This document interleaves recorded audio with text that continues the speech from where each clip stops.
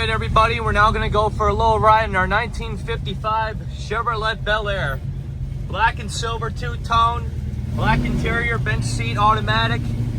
Really loud big block, as you can hear. Got a nice good cam coming out the back. Really powerful car, but we're not going to test our limits here. Got our old-fashioned steering wheel. Got our original radio, Bel Air symbol with the clock underneath. Only minor upgrade that we see to this car is it does have the upgrade, I won't say digital, but modern style gauges. Other than that, she's got her regular performance, including the brakes. Let's show you now. As you can hear, the idle didn't go down. She didn't want to die out. Got a pretty good reaction coming to her. Pretty good turning radius. No tires are rubbing, especially with the 18-inch rims that are on it. Torque style. And going up the road, you can hear her. She's a performer. Basically, I like to call her a little super sleeper. And that's the way we like to do it here at Skyway Classics.